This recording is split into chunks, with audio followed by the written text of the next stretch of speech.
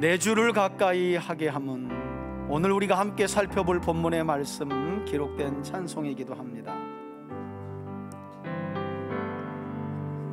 내 주를 가까이 하게 함은 십자가 짐 같은 고생이나 내 일생 소원은 늘 찬송하면서 주께 더 나아가기 원합니다. 내 고생하는 것 옛 야곱이 돌베개 베고 잠 갔습니다. 꿈에도 소원이 늘 찬송하면서 주께 더 나아가기 원합니다. 천성에 가는 길 험하여도 생명길 되나니 은혜로다. 천사 날 부르니 늘 찬송하면서 주께 더 나아가기 원합니다. 야곱이 잠깨요. 야곱이 잠깨요. 일어난 곳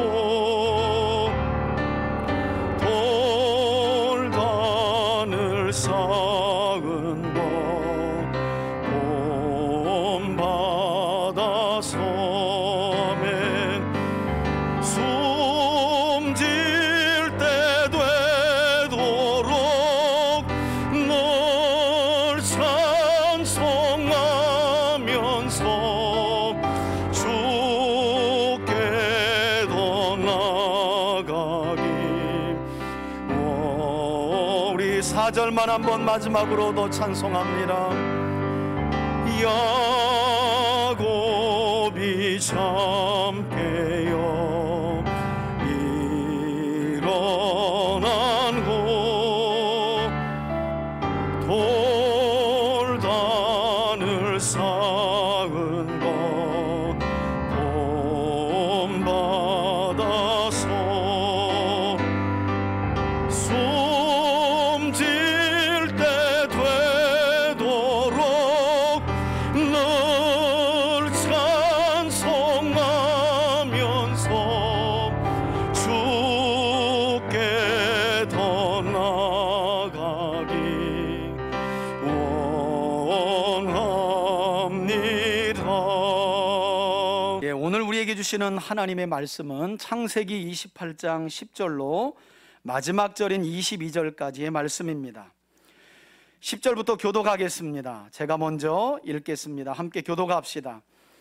야곱이 부엘세바에서 떠나 하란으로 향하여 가더니 한 곳에 이르러는 해가 진지라. 거기서 유숙하려고 그곳에 한 돌을 가져다가 베개를 삼고 거기 누워 자더니 꿈에 본즉 사닥다리가 땅 위에 서 있는데 그 꼭대기가 하늘에 닿았고 또 본즉 하나님의 사자들이 그 위에 오르락내리락 하고 또 본즉 여호와께서 그 위에 서서 이르시되 나는 여호와니 너의 조부 아브라함의 하나님이요 이삭의 하나님이라. 내가 누워 있는 땅을 내가 너와 내 자손에게 주리니 14절입니다. 내 자손이 땅의 티끌같이 되어 내가 서쪽과 동쪽과 북쪽과 남쪽으로 퍼져갈지며 땅의 모든 족속이 너와 내 자손으로 말미암아 복을 받으리라. 내가 너와 함께 있어 내가 어디로 가든지 너를 지키며 너를 이끌어 이 땅으로 돌아오게 할지라.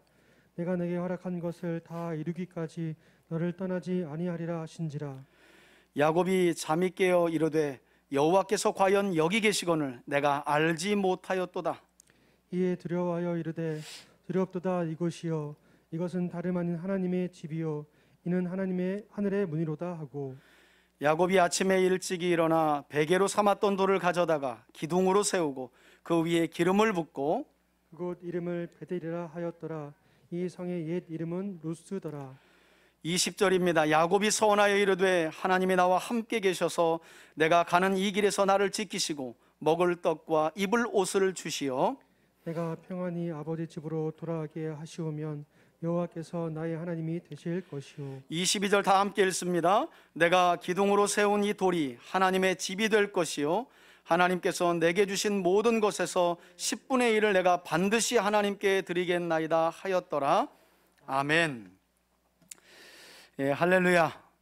예, 오늘 말씀 제목을 다 함께 읽겠습니다. 앞에 보시고 함께 읽어봅시다. 시작. 피난길에서 만난 베델의 하나님. 예, 오늘은 창세기 28장 후반절의 말씀을 통해 피난길에서 만난 베델의 하나님이라는 제목을 가지고 야곱이 생애 처음으로 하나님의 음성을 듣고 하나님을 경험하게 된 이야기를 통해 저와 여러분들에게 주시는 은혜를 함께 나누려고 합니다.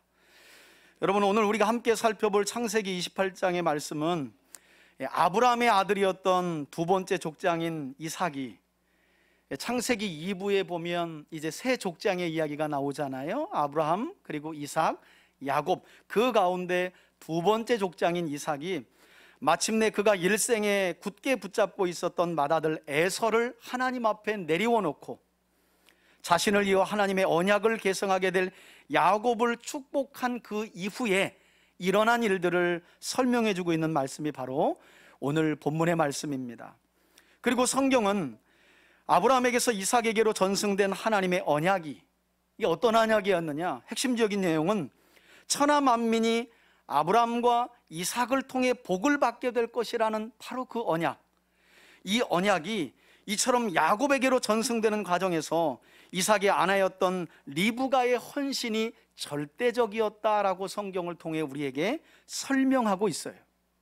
다시 말해서 리브가의 절대적인 헌신으로 인해 결국 이삭은 에서를 고집했던 자기의 고집을 내려놓게 되었고, 오늘 본문에는 들어가지 않았지만 28장 서두를 보면 마침내 이삭의 입에서 어떤 하나님이 고백되어지냐 하면 한번 따라합시다. 엘샤다이. 예, 엘샤다이라는 말은 전능하신 하나님이라는 말이에요.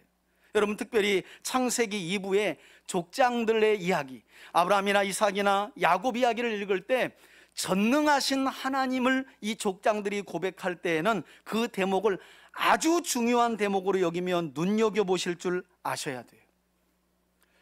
아니나 다를까 오늘 본문에서도 두 번째 족장인 이삭의 입에서 드디어 어떤 하나님이요? 엘샤다이, 전능하신 하나님이 고백되고 있어요.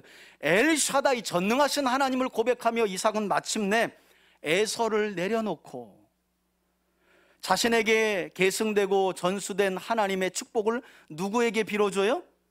예, 야곱에게 계승시키고 있는 본문이 바로 오늘 본문 바로 전에 있었던 일입니다.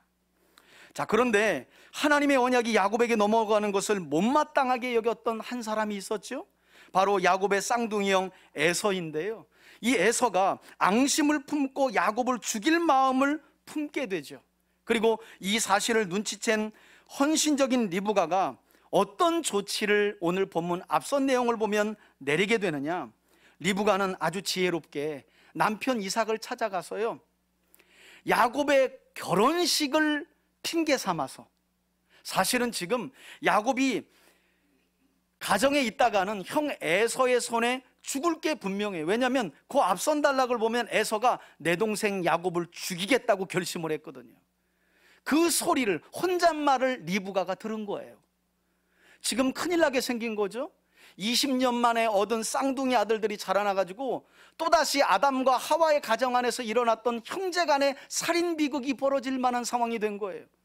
그래서 리브가는 지혜를 발휘해서 남편 이삭을 찾아가서 야곱의 결혼을 핑계 삼아 그를 자기 친정이 있는 하란으로 보내자고 제안을 하게 되는데, 이렇게 해서 야곱은 그의 아버지 이삭의 축복을 받고 난 이후에 본 내용은 형 에서를 피해 고향인 브엘세바를 떠나서 외갓집인 하란으로 가게 되는 거예요. 그리고 오늘 본문은 그 가게 되는 과정 중에 있었던 일을 우리에게 소개하고 있습니다. 여러분, 의외로 많은 분들이 오늘 본문에서 야곱이 에서를 피해 외갓집이 있는 하란으로 피할 때의 나이를 상당히 젊은 나이로 보시는 경향이 있어요. 왜냐하면 이제 하란으로 야곱이 가서 거기서 라헬을 만나고 결혼식 하려다가 레아와 또 결혼을 하고 그들의 첩들까지 해서 아내를 4명 얻고, 그러니까 야곱이 상당히 젊은 나이가 아니었을까. 여러분, 야곱은 창세기 후반을 보면 147세를 살고 죽거든요. 그런데 야곱이 지금 형 에서를 피해서 외갓집이 있는 하란으로 도망가는 이 피난길에 이를 때의 나이가 몇 살이었느냐? 이때 나이가 71살이었어요. 충격적이죠? 우린 보통 이제 야곱의 이야기가 시작되니까 상당히 젊은 나이, 결혼도 안 했을 테니까 그렇게 생각하는데 실제로 그렇지 않아요. 그리고 이것은 제가 그냥 추정하는 것이 아니라 성경에 나오는 내용을 통해 추정이 가능해요. 들어보세요. 여러분, 후에 야곱이 이제 요셉을 통해 바로왕 앞에 섰을 때의 나이를 130세로 그가 밝혀요. 내 나그네 인생 130세입니다. 그렇게 밝히거든요. 이 130세였던 야곱이 애굽에 내려왔을 때 이미 요셉은 총리가 되어 있었죠. 이것저것 계산해 보면 이때 요셉의 나이가 39살이에요. 그러니까 130세 된 야곱의 나이에서 39살을 빼면 91살이 나옵니다. 그리고 야곱은 결국 삼촌 라반의 집에 가서 총 20년을 거주하게 되는데, 그래서 91살에서 20년을 또 빼야 돼요. 왜냐하면 지금 오늘 이 과정은 삼촌 라반의 집 가기 전에 있었던 일이니까 가게 되면 20년 동안 그곳에 머물게 되거든요. 그래서 91살에서 20년을 또 빼요. 그럼 몇 살이에요? 71살쯤이 나오는 거예요. 그러니까 이때가 야곱의 나이 70살쯤 됐을 때예요. 안타까운 사실은 이때까지 야곱이 뭘 못했다는 거예요? 장가도 못 갔더라. 70살의 나이에 70여 살의 나이에 형 에서의 칼을 피해가지고 지금 어머니의 안내를 따라서 외갓집으로 도망하는 길인 거예요. 이렇게 71살의 나이에 자신을 죽이겠다고 살기등등해 하는 형 에서를 피해 피난길에 들어선 야곱이 오늘 본문을 보게 되면, 여러분, 피난길에 나선 야곱의 심정을 한번 생각해 보세요. 지금 다른 사람이 아니라 사냥 다라는 들사람 형 에서가 야곱을 죽이겠다고 하는 상황이에요. 형에게 쫓기는 거예요. 가본 일이 없는 하란으로. 여러분, 브엘세바에서 하란까지는 1000km예요. 대략 한 달을 꼬박 가야 도착하는 여행 경험도 없는 야곱에게, 그런데 놀랍게도 이 형 에서를 피해 외갓집 하란으로 피난길에 오른 이 야곱이 오늘 본문에 보면 놀랍게 그 도망가는 여정 속에서 누굴 만나요? 하나님을 경험하게 되는 거예요. 생애 처음으로. 이게 중요해요. 생애 처음으로. 자, 10절을 한번 보시겠어요? 야곱이 어떻게 생애 처음으로 하나님을 경험하게 되었는가? 10절입니다. 야곱이 고향인 브엘세바를 떠나 하란으로. 여러분, 하란은 또 다른 지명 이름으로 바다나라입니다. 이렇게 이야기합니다. 아브라함이 본토 친척 아버지 집을 떠났던 그곳이에요. 그래서 하란은 아주 중요한 지명이에요. 그 하란으로 향하여 가더니 사실은 그냥 간 게 아니라 누구에게 쫓겼다고요? 형 에서에게 쫓겨가고 있는 거죠. 이렇게 쫓겨가다가 11절에 한 곳에 이르러 해가 진지라. 야곱이 거기서 유숙하려고 그곳에 한 돌을 가져다가 무엇으로 삼았답니까? 베개로 삼고 거기 누워 자더니 그래요. 아니, 이랬더니 야곱이 돌베개를 베고 잠이 들었다? 그랬더니 어떤 분들은 자꾸 별이 5개인 돌침대를 자꾸 생각을 해. 아, 그때에도 돌침대가 있었나 보다. 여러분, 죄송한데 지금 야곱은 그런 여유를 부릴 상황이 아니에요. 말씀드렸던 것처럼 그의 나이는 지금 71살쯤 되었고요. 야곱이 출발했던 자기 집이 있는 부엘셰바에서 지금 너무 피곤해 돌베개를 베고 골아떨어졌던 베델까지는 약 100km의 거리이며 3일길 되는 거리인데 지금 며칠 만에 온 거예요? 하루길 만에 온 거예요. 3일길 되는 거리를 하루길 만에 왔기 때문에 그는 너무 피곤해 지쳐가지고 돌을 베고 잠이 그냥 곧장 들어버린 거예요.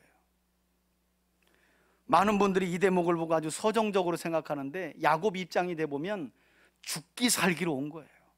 3일길을 하루 만에. 그러니 돌을 베고도 그냥 코가 그냥 바로 떨어진 거예요. 여러분, 이렇게 야곱은 도망자 신세가 되고 피난의 길에 올라 70평생에 가장 고생스럽고 고단한 하루를 보내고 그야말로 피곤해 지쳐 잠이 들었던 것인데, 바로 그날 밤에, 그러니까 어쩌면 야곱으로서는 일생에 가장 힘든 시간이 아니었을까. 왜냐하면 태어날 때부터 야곱에게 주신 언약 때문에 리브가는 야곱을 아주 귀하게 여겼거든요. 아버지 이삭은 에서를 귀하게 여겼지만 어머니 리브가는요, 야곱의 편에서, 왜? 태어날 때부터 하나님께서 큰 자가 작은 자를 섬기게 될 것이라고 하며 하나님의 언약이 에서가 아닌 야곱을 통해 이어질 것을 리브가와 이삭에게 말씀하였고, 그 하나님의 말씀을 리브가가 마음에 담았기 때문에 늘 가정 안에서 리브가는 야곱을 귀하게 여겼고 야곱도 귀하게 자랐을 거예요. 지금 야곱은 그렇게 귀하게 자랐던 지난 시간을 다 지나고 가장 혹독하고 추운 시간을 보내고 있는 거예요. 호롤단신으로. 그런 밑바닥 인생 야곱에게 그날 밤, 우리 12절을 보니까 누가 찾아오셨느냐? 여러분, 구약에서 꿈이라는 것은 하나님의 뜻을 전달하는 계시의 한 방편이라고 말씀드렸죠. 12절 보시겠어요? 하나님의 계시가 야곱에게 꿈을 통해 나타납니다. 야곱이 꿈에서 본즉 사닥다리가 땅 위에 서 있는데 그 꼭대기가 하늘에 닿았고, 그러니까 야곱이 꿈에서 봤더니 사닥다리가 하나 보이는데 땅과 하늘로 이어졌다는 게 중요해요. 뿐만 아니라 또 본즉 하나님의 사자들 곧 천사들이 그 사닥다리 위에서 어떻게 하는 모습을 봤다는 거예요. 오르락 내리락 하는 것을, 이런 신비한 광경을 꿈에서 야곱이 목격합니다. 여러분, 이것은 말씀드린 것처럼 야곱이 그의 생애에서 처음으로 하나님을 경험했던 아주 신비한 일이었어요. 상당히 상황하고 안 맞죠. 우린 뭔가 우리가 준비가 되고 우리가 경건한 삶에 극에 달았을 때 하나님의 어떤 신비한 걸 경험할 거라고 생각해. 여러분, 착각입니다. 하나님의 은혜는 하나님의 주권적으로 우리에게 주어지는 줄 믿으시길 바랍니다. 여러분, 하나님이 우리 형편을 보고 우리 믿음의 지경을 보고 하나님의 은혜를 주시는 게 아니에요. 우리가 받은 구원을 생각해 보세요. 우리가 구원받을 자격이 100이면 99%에 달았을 때 하나님이 1% 채워주시면서 이제 너 구원 이렇게 하셨나요? 아니에요. 지난날 우리가 받았던 구원을 돌이켜보면 도무지 구원받을 자격이 없을 그때에, 그래서 사도 바울은 로마교회에 보내는 편지에서 죄인 되었을 때에, 원수 되었을 때에, 가장 연약할 그때에 하나님께서 그리스도를 통해 자기 사랑을 확증하셨다고 성경은 말씀하고 있어요. 인생의 가장 낮은 밑바닥, 70평생에 경험해보지 않은 가장 혹독한 시간, 너무너무 고단해서 그냥 푹 쓰러져서 돌을 베고도 곤히 잠들 만한 그런 힘든 시간을 보내는 그날 밤 하나님이 나타나신 거예요. 여러분, 이런 하나님의 은혜를 사모할 수 있기를 축복합니다. 우리가 준비돼서 하나님의 은혜가 임하는 게 아니에요. 사실은 오히려 지난 날을 돌아보면 항상 우리에게 임한 은혜도 야곱의 때와 같지요. 받을 자격도 없을 때, 이제는 도무지 얼굴 들고 하나님 앞에 나아가기도 부끄러울 그때, 하나님은 또 하늘 위로부터 땅 끝까지 다리를 이으셔서 우리로 하여금 하나님을 보게 하시고 하나님의 은혜를 경험하게 하시면서 우리를 세우시지요. 그리고 이때 야곱은 고향 브엘세바를 떠나 그의 아버지 이삭이 빌어주었던 축복을 다시금 이 꿈속에서 하나님이 확증해 주시는 음성을 직접 하나님께로부터 듣게 되는데, 여러분, 많은 분들이 오늘 본문을 보면서 야곱이 꾸었던 꿈 자체를 주목하시는 분들이 많아요. 이 신비한 꿈 자체를. 그래서 아직도 자기 믿음을 세워가기 위해 야곱에게서 베델에 나타났던 그 하나님의 꿈을 나에게도 꾸게 하여 주옵소서. 여러분, 지금 그런 믿음을 가지면 큰일 납니다. 오늘 본문은 신비한 꿈 얘기가 아니라 그 신비한 꿈 속에 나타나신 하나님이 무엇을 말씀하고 계시는가가 중요해요. 13절입니다. 또 본즉 그 위에 여호와께서 그 위에 서서, 그러니까 사닥다리, 땅과 하늘을 잇는 그 사닥다리 위에 서신 하나님께서 말씀하시는 음성을 들은 거예요. 그런데 내용을 보니 이 음성은 특별한 음성은 아니었어요. 왜? 이미 아브라함과 이삭에게 주신 음성이었거든요. 나는 여호와니 너희 조부 아브라함의 하나님이요 이삭의 하나님이라. 내가 누워있는 땅을 내가 너와 내 자손에게 주리니. 말씀드렸던 것처럼 이 언약은 여러분 창세기 12장과 창세기 26장에서 아브라함과 이삭에게 말씀하신 언약이었어요. 가만히 잘 생각해 보세요. 지금 야곱은 귀로만 들었던 하나님을 믿고 있는 지경이었고 생애 처음으로 하나님을 경험한 거예요. 그런 생애 처음으로 나타나신 하나님께서 야곱에게 하나님을 경험시키면서 어떻게 경험시켰다고요? 약속의 말씀을 재확신시켜주고 있다는 거예요. 여러분, 하나님께서 우리가 믿음이 연약할 때, 때로는 넘어져서 믿음을 잃어버렸을 때 우리를 어떻게 세우시는지를 보시라는 거예요. 신비한 기적이나 경험이나 어떤 체험도 하나님이 베푸시지만 본질은 하나님께서 잃어버린 믿음을 주의 백성들에게 세우실 때는 말씀으로 세우시는 줄 믿으시길 바랍니다. 그래서 아브라함과 이삭에게 주신 언약을 반복하세요. 14절 보시겠어요? 동일한 언약을 또 말씀하시죠. 내 자손이 땅의 티끌같이 되어, 아브라함과 이삭에게 주신 말씀이잖아요. 내가 서쪽과 동쪽과 북쪽과 남쪽으로 떠나 퍼져갈지며 번성할 것에 대한 약속입니다. 그리고 하나님은 다시 한번 창세기 12장과 26장에서 아브라함과 이삭에게 말씀하셨던 언약을 야곱에게 전수하시면서 뭐라고 말씀하세요? 땅의 모든 족속이 야곱 너와 내 자손으로 말미암아 뭘 얻을 것이라고요? 복을 얻을 것이다. 자, 이뿐만 아니라 하나님은 도망자 신세가 되어 피난 중에 있었던 야곱에게만 별도로 아브라함이나 이삭에게는 주시지 않았던 복을 따로 주세요. 그 내용이 15절인데요. 어떻게 하시겠다고 약속하셨느냐? 내가 너와 함께 있어. 임마누엘의 은혜죠. 내가 어디로 가든지 너를 지키며 너를 이끌어 이 땅으로 돌아오게 할 것이라고 약속하시면서 내가 내게 허락한 것을 다 이루기까지 어떻게 하신대요?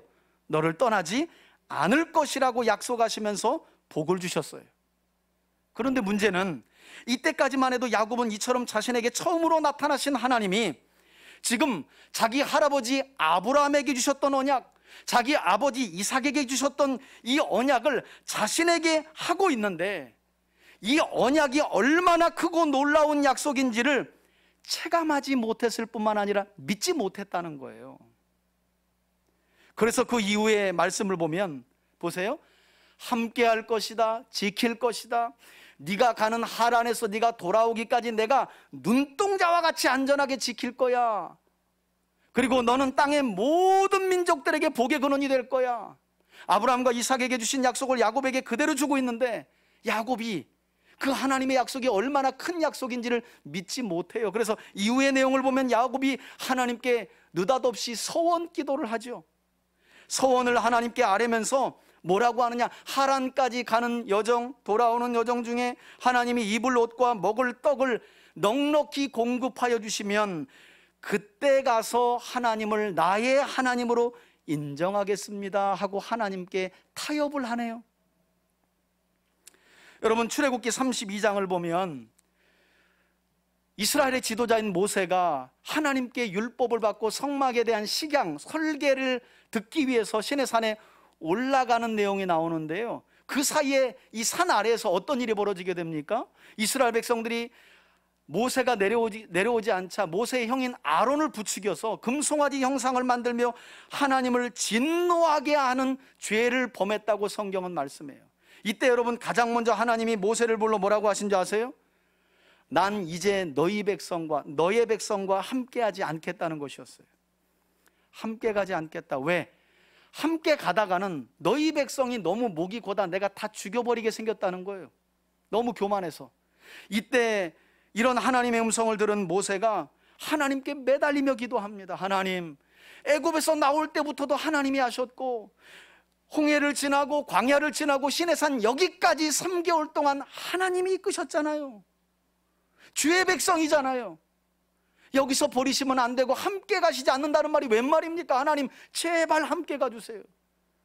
모세가 매달려서 결국 하나님이 모세에게 내가 친히 너희와 함께 가리라 라고 말씀해요. 여러분, 이처럼 이스라엘의 지도자인 모세는 먹을 것과 입을 것과 마실 것보다 중요한 거, 이 모든 것을 채워주심이 하나님의 함께 하심이라는 걸 알았다는 거예요. 광야를 지나는 동안 이스라엘 백성들의 모습을 보세요. 늘 먹을 것, 입을 것, 마실 것, 이것 때문에 하나님을 원망하고 불평하잖아요. 그러나 이스라엘의 지도자인 모세는 함께하여 주옵소서라고 기도해요. 왜? 함께 하시면 먹을 것도 입을 것도 마실 것도 하나님이 때를 따라 도와주시기 때문에. 할렐루야. 여러분, 어떤 면에서 보면 여기 있는 우리들의 모습이 오늘 본문에 나오는 야곱이나 이스라엘의 모습과 너무 비슷해요. 많은 경우 우리도 성경을 통해 함께 하시겠다는 하나님의 약속을 붙들기보다, 그리고 기도할 때 약속의 말씀으로 내가 함께하니 염려하지 마라고 하는 하나님의 음성보다, 하나님이 보여주시고 믿게 하시는 약속보다 무엇을 자꾸만 구해요? 그런 약속 말고, 그런 불확실한 약속 말고 눈에 보이는 이불 옷과 떡만을 주세요. 이럴 때가 얼마나 많아요. 그러나 여러분, 하나님은 어려움 중에 있는 우리에게 이불 옷과 먹을 떡을 약속하시며 우리를 인도하시는 분이 아니라, 여러분, 광야에서 하나님이 만나로 40년간 이스라엘 백성들을 훈련하신 내용을 기억하시잖아요. 그 훈련의 내용이 내가 떡 주고 내가 입을 옷 주는 하나님이라는 걸 교육하시기 위함이었나요? 아니죠. 신명기 8장에 보니까 만나 40년의 훈련은 사람이 하나님의 입에서 나오는 말씀으로 사는 바를 훈련시키기 위함이라고 성경은 말씀하고 있어요. 하나님이 단순히 먹을 떡과 입을 옷을 주시는 분이심을 교육하기 위해서가 아니었다는 거예요. 하나님은 그렇게 우리를 교육하고 인도하지 않으세요. 먹을 떡과 입을 옷을 채워주시지 않는 하나님이라면 우리가 여기서 하나님을 예배할 필요가 없죠. 그건 기본이에요. 아버지이신 하나님의 기본적인 은혜예요. 그런 점에서 저는 우리 3대 가족들이 범사에 하나님의 함께 하심을 위해 항상 기도하기를 바라고요. 야곱처럼 정말 밑바닥 인생을 살아갈 그때에도 하나님이 약속을 재확인시켜 주시며 함께 하심을 믿게 하실 때, 그것을 떡보다 귀하게 여기고 옷보다 귀하게 여기는 저와 여러분들이 되시길 주의 이름으로 축원해 드립니다. 그 약속이야말로 가장 귀한 약속이라는 거예요. 너무나 어려움 때문에 어려운 상황이나 문제를 만나서 기도할 때, 여러분 혹시 그 상황에 대한 어떤 확실한 길보다 하나님의 말씀을 생각나게 하시거든 감사하실 줄 아세요? 그게 하나님이 함께 하시겠다는 진짜 큰 축복이기 때문이에요. 내가 그 문제를 이와 같이 이렇게 해결해 주시겠다는 그 해답보다 하나님의 말씀이 생각내고 말씀을 붙들고 기도하게 하심이 가장 큰 놀라운 은혜라는 것을 저와 여러분들이 믿을 수 있길 주의 이름으로 축원해 드립니다. 문제는 말씀드렸던 것처럼 당시 야곱, 71살쯤 된 이 야곱은 아직까지 그럴 만한 온전한 믿음을 가지지 못했다는 거예요. 그래서 꿈속에서 하나님의 음성을 들은 직후에 16절을 보면 야곱이 어떤 반응을 보입니까? 야곱이 잠이 깨어 이르되 여호와께서 과연 여기 계시거늘 내가 알지 못하였도다. 여러분, 우리가 간혹 SF 영화를 보면 주인공이 현실의 어떤 공간에서 다른 세계로 들어가는 어떤 벽이나, SF 영화 보셨죠? 그죠? 어떤 벽이나 문을 발견하고 그것을 통해 현실과 가상세계를 드나드는 장면을 영화에서 목격하잖아요. 현실에 있는데 어떤 벽이나 문을 쑥 통과하면 미래로 가거나 과거로 가는, 말하자면 야곱은 지금 그와 비슷한 체험을 했던 것이고요. 그래서 그 장소를 특별하게 여기면서 그곳을 하나님의 집, 하나님이 계신 곳이라고 고백했다는 거예요.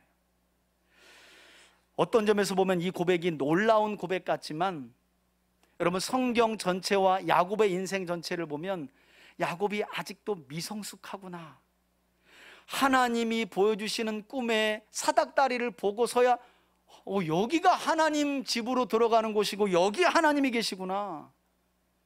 여러분, 우리가 기억해야 할 것은 하나님은 지난날 야곱의 아버지 이삭이 40살의 나이에 리브가를 만나 결혼하고 그가 결혼 생활 20년 만에 60살의 나이에 쌍둥이 아들을 낳을 때에 맏아들인 에서가 동생인 야곱을 섬길 것이라고 말씀하시며 야곱과 이미 태어나기 전부터 태어나는 과정 속에서 함께 하셨고요, 또 야곱이 자기 형 에서를 속여 팥죽 한 그릇의 장자권을 살 그때에도 하나님은 야곱과 함께 하셨어요.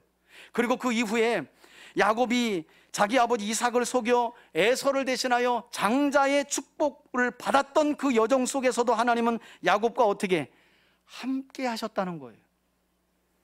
그런데 야곱의 믿음이라는 게 꿈에서 하나님을 체험하고 나서야 하나님이 여기 계셨구나, 나와 함께 계셨구나 라는 사실을 깊이 체험하게 되었다는 거죠. 여러분, 이렇게 피난길에서 자신과 함께하고 계신 하나님을 체험하게 된 야곱의 마음은 어땠을까요? 17절 한번 보시겠어요? 야곱의 마음이 이렇다고 성경은 말하죠. 이에 야곱이 두려워하여 이르되, 이것은 단순한 무서움이라기보다는 우리 유진 피터슨 목사님의 메시지 성경을 보면 번역을 아주 매끄럽게 잘 해놨더라고요. 경외함이라고 해놨어요. 그게 맞아요. 지금 야곱은 이제까지 귀동냥으로 아브라함의 하나님, 자기 아버지 이삭의 하나님을 귀동냥으로만 믿었어요.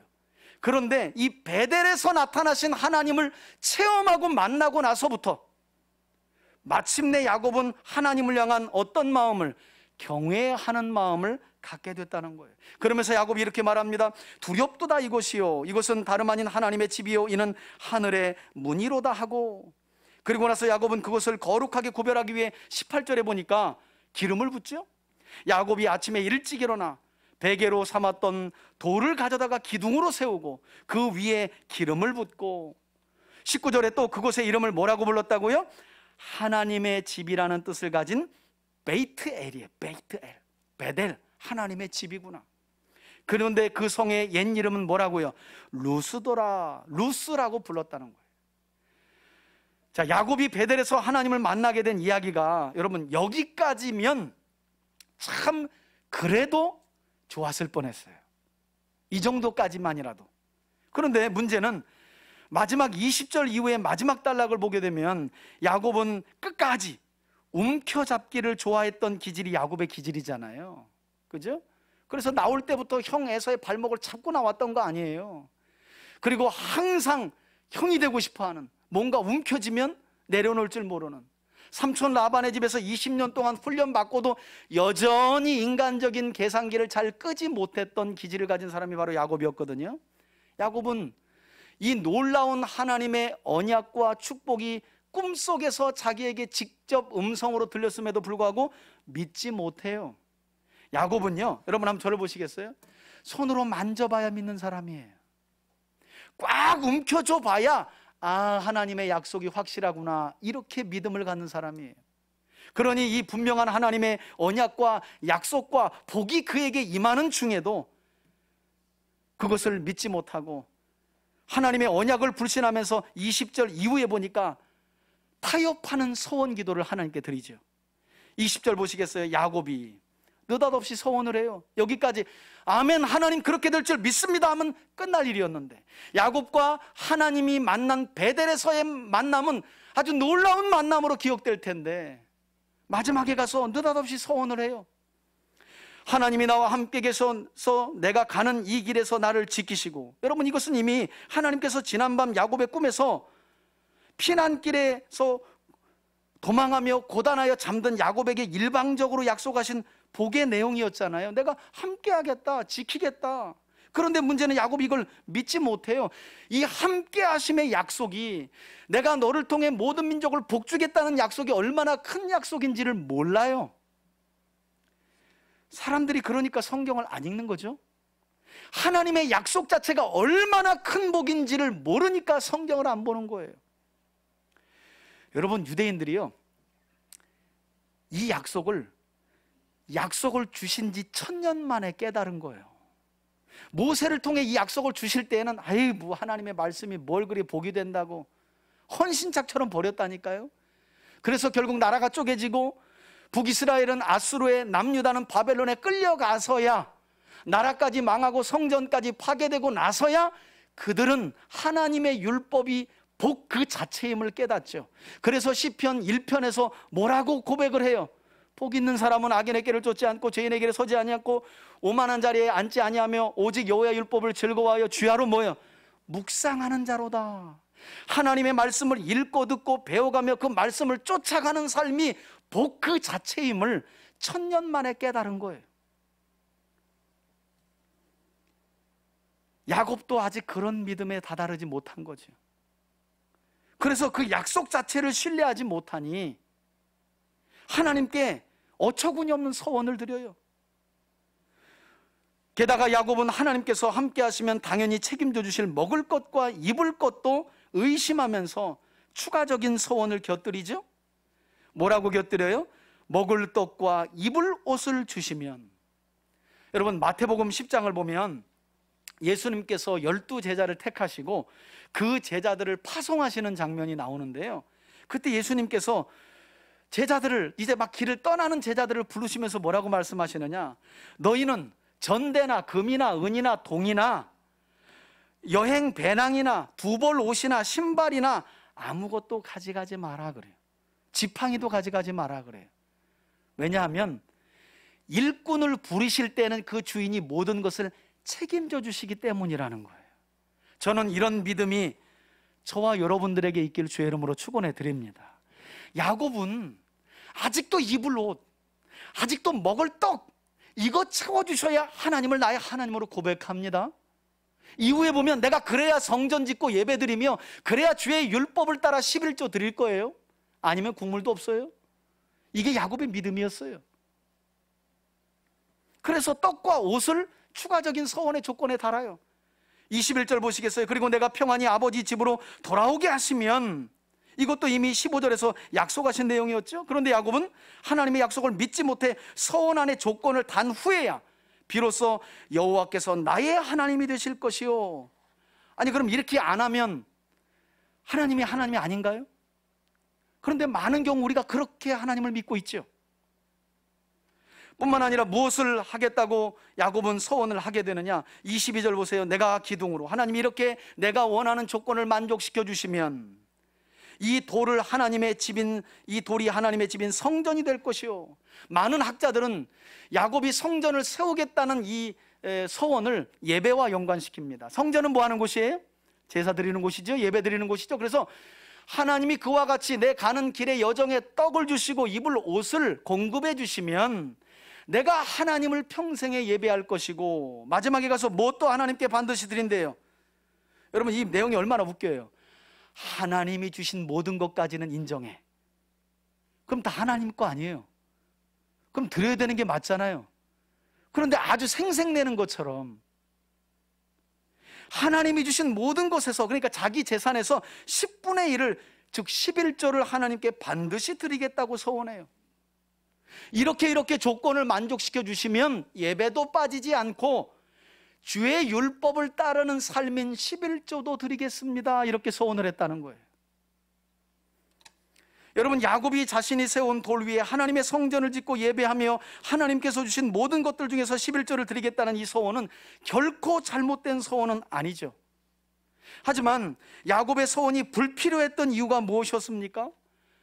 그의 서원은 언약을 믿음으로 한 것이 아니라 지극히 하나님과 타협하려고 하는 개인적이고 인간적인 생각, 이 계산적인 생각으로부터 서원이 하나님 앞에 드려졌기 때문이에요.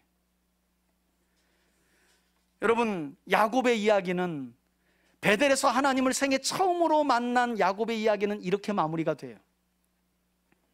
그런데 시간이 2000년 지나서, 이 야곱의 이야기가 마무리되고 2000년 지나서 누가 다시 이 야곱이 생애 처음으로 베델에서 하나님을 만난 이 이야기를 다시 끄집어내시느냐?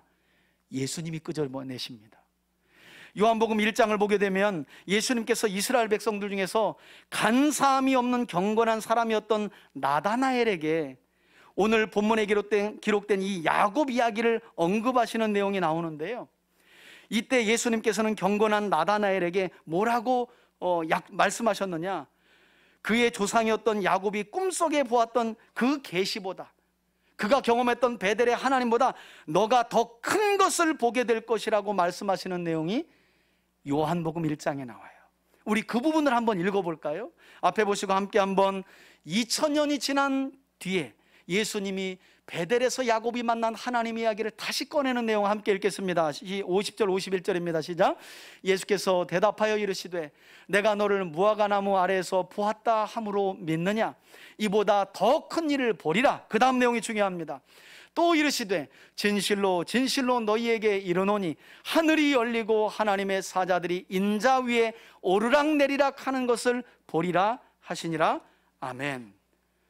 여러분, 구약의 족장인 야곱은 사닥다리 위에서 말씀하시는 하나님을 경험했다면, 이스라엘 중에 간사한 것이 없는 나다나엘, 경건한 나다나엘, 너는 사닥다리 위에서 말씀하시는 하나님이 아니라 예수님 자신을 통해서 말씀하시는 하나님을 경험하게 될 것이고, 그 예수를 믿는 네 자신이 성전이 되는 놀라운 은혜와 계시를 누리게 될 것이다. 이게 예수님이 간사함이 없는 나다나엘에게 베델에서 야곱이 경험한 하나님 이야기를 끄집어내며 하신 말씀이었어요. 여러분, 누가 더 큰 은혜를 경험한 사람인가요? 꿈속에서 사닥다리 위에서 말씀하시는 예수님을 경험한 야곱인가요? 아니면 그 사닥다리의 실체인 땅과 하늘을 연결하는 예수 그리스도를 통해 말씀하시는 하나님을 만난 우리가 더 큰 은혜를 누린 사람들인가요? 분명하시잖아요. 그 은혜를 나다나엘 네가 누리게 될 것이다. 아니, 여기 있는 저와 여러분들이 지금 누리고 있는 줄 믿으시길 바랍니다. 그러니 제발 아직도 우리 가운데 혹여라도 주님, 야곱처럼 내 인생의 여정에서 입을 옷과 먹을 떡만을 떨어지지 않게 하시면 하나님을 나의 하나님으로 모시겠습니다. 그리고 제가 하나님을 빠지지 않고 예배하고 헌금도 잘 드리겠습니다 하고 생각하시는 분들이 계시다면 한번 따라합시다. 깨몽. 예, 이거 저희 은사이신 송병현 교수님이 많이 하시는 내용인데요, 깨몽이 뭐예요? 꿈에서 깨라는 거예요. 하나님은 그렇게 우리를 만나주시지 않고요, 베델에서 야곱을 만나주신 하나님은 그런 하나님이 아니에요.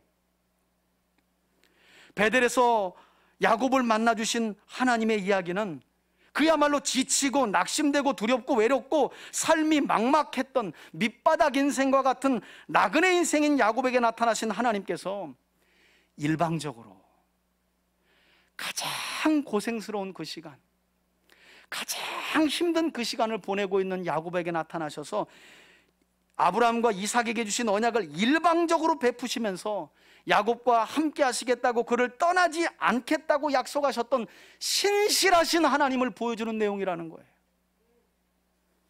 저는 그런 점에서 우리 3대 가족 모두가 어떤 어려운 상황 속에서도, 그리고 그런 상황을 만날지라도 야곱처럼 하나님과 타협을 시도하려는 계산적인 서원의 기도를 내려놓기를 바라고요, 끝까지 신실하게 하나님의 약속만을 온전히 믿고 따라가는 그런 하나님의 사람들이 되시기를 주의 이름으로 축원해 드립니다.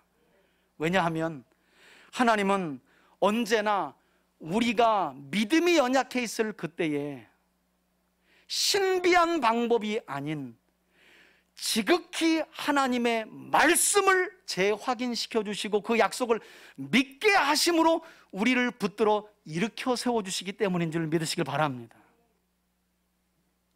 그러므로 저는 우리 3대 가족들 모두가 무엇보다도 임마누엘 하신 예수 그리스도께서 이제 우리와 영원히 함께 하심으로 우리가 어디를 가든지 그분이 우리를 지키시고 이끄시고 안전하게 보살펴 주실 것을 믿고 주의 법을 따라 온전히 순종하며 살아가는 우리 3대 가족들이 되시길 예수님의 이름으로 축원해 드립니다. 아멘. 이제는 우리 주 예수 그리스도의 은혜와 하나님 아버지의 사랑과 성령의 교통하심이 베델에서 생애 처음으로 꿈속에서 만난 하나님을 통해 다시 한번 언약의 말씀을 재확신하여 듣고 그 약속을 따라갔던, 그러나 연약한 믿음으로 인하여 계산적인 생각을 내려놓지 못해 서원하며 조건을 달았던 야곱의 삶과 이야기를 교훈 삼아 하나님의 약속 그 자체를 신실하게 믿고 따라가기를 소원하며 결단하는 우리 성도들 머리머리 위에 이제로부터 영원토록 함께 계실지어다. 아멘.